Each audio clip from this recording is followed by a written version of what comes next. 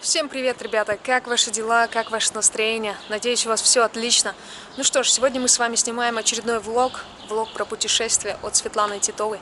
Не забудьте, пожалуйста, подписаться на канал. Ну что ж, сегодня мы находимся с вами в историческом городе, город Гданьск. Важно отметить, что у Гданьска достаточно богатая история. Первые упоминания произошли в 997 году в летописях, которые были связаны с миссией святого Адальберта в Пруссию.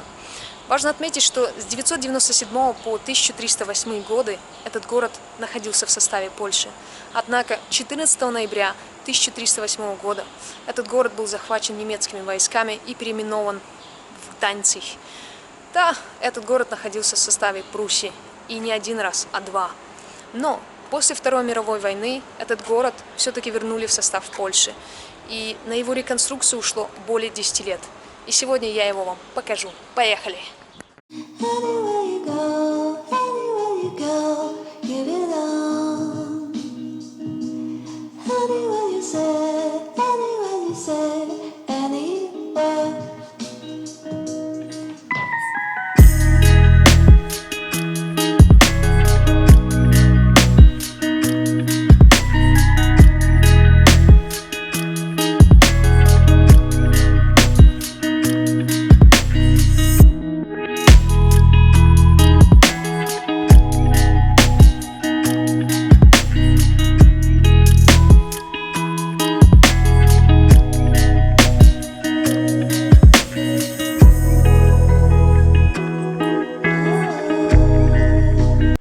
Ребята, в общем, сейчас мы с вами находимся возле Королевского тракта. Важно отметить, что Королевский тракт – это дорога польских королей, которая начинается как раз-таки возле 3 городских ворот – Золотых, Злодейских и Высоких. Важно отметить, что тракт сам пролегает по улице Длуга и ведет к площади Длуги-Тарг. Более того, именно вдоль этого тракта расположено очень много исторических зданий, которые по сегодняшний день являются шедевром. Как вы видите, эта дорога пользуется большим спросом, и на сегодняшний день эта дорога является настоящим маршрутом для туристов. Ну что ж, пойдем смотреть.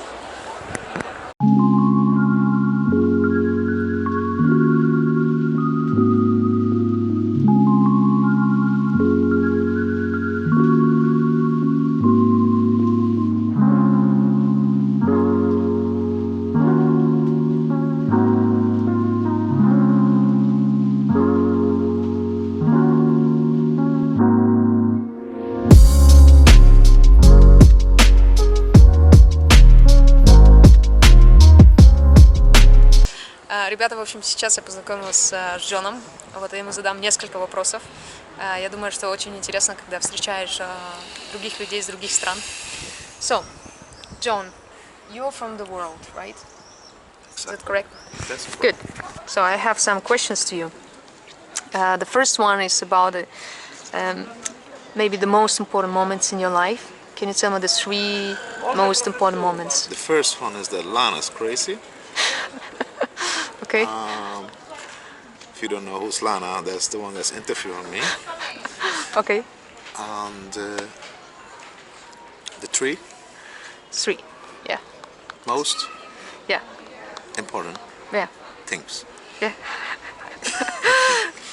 in my life. Yeah. In your life. 3. My mama, Yeah. my brother, my sister, and my kids. It's 4. But this is amazing. This is amazing. So tell me about the. You told that you're from the world, right? So maybe can you tell me, as the person from the world, what is the most amazing country you have ever been or The visited? most amazing country. It's the country where I was born, but I've lived there for like 17 years until 17. Then I moved to Europe. Okay. And what was the most? I don't know. I mean, Poland is great because Yeah.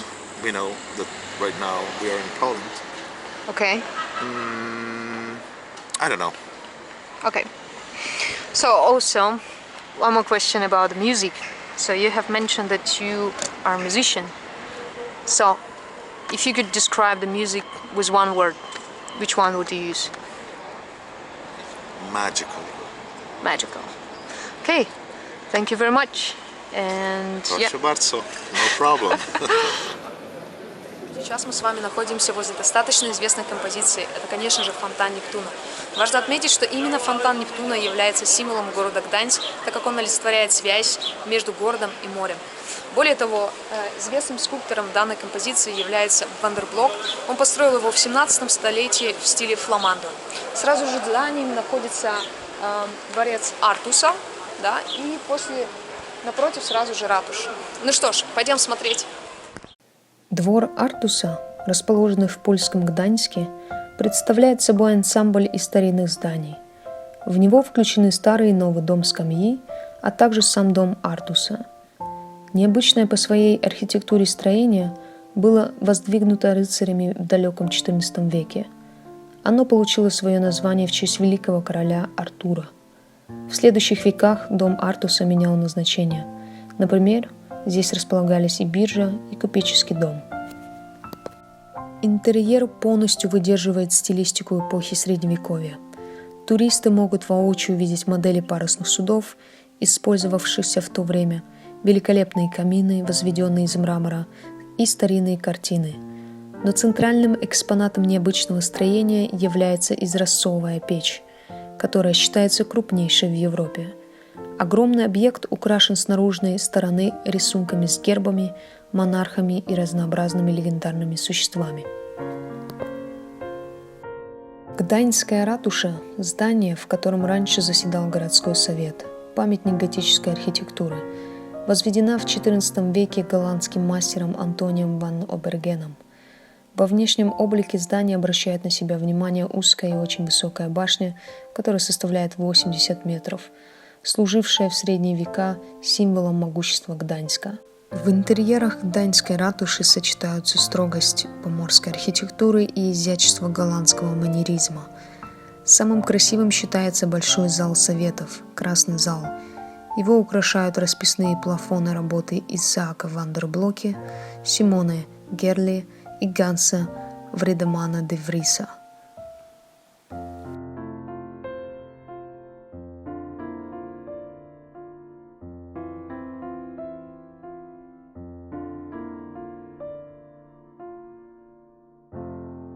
Ребята, в общем, сейчас я нахожусь на вышке ратуши, и вы знаете, это такое нереально загадочное настроение, это просто нечто. Здесь люди пишут свои имена, и просто посмотрите напротив сразу церковь Марии, Святой Марии. Это просто красиво, это нечто просто. Ребят, я заметила, что в последнее время у меня вот именно появилось желание забираться на такие вышки, на ратуши, церкви, ну, именно со смотровых площадок. Мне очень нравится вид, это прям, это нечто, это просто кайф. Короче говоря, ребята, я замечаю, что большинство людей любят оставлять здесь свои такие имена, писать, вот, в общем, на стене, везде, где это возможно, вот. И у меня появилась идея, почему бы мне тоже не написать где-нибудь пожирнее свое имя, вот. Я смотрю здесь Джулиус, пожалуй, вот, я вот здесь вот напишу где-нибудь повыше, наверное. Вот так вот. Вот, в общем, получается не очень прям, так скажем так, круто, но что-то получилось. В общем говоря, теперь у меня здесь тоже есть свое имя. Вот. Ребята, в общем, одна из самых важных тем, тоже связанная с темой ЛГБТ-сообщества в Европе, это очень популярно, и многие люди, особенно с Казахстана, задаются вопросом, нормально ли это, здорово ли это вообще, и что это такое. В общем, сегодня я встретила девушку, которая является представителем, и мне бы хотелось тоже поставить какие-то точки над «и» и задать некоторые вопросы. So, the first question, can you a little bit introduce yourself? Yes, my name is Lidia, I'm 20 years old, I was born here in Poland and I live since my birth in Gdańsk. Okay, good. So, can you tell me please, what is LGBT?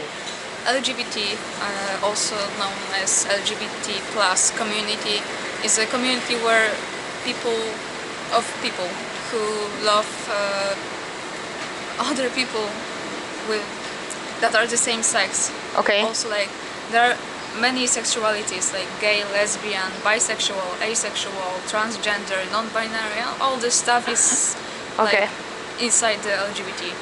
I see. So, can you tell me how a person can understand that, okay, I am a gay or lesbian, so how did you understand that you are a lesbian?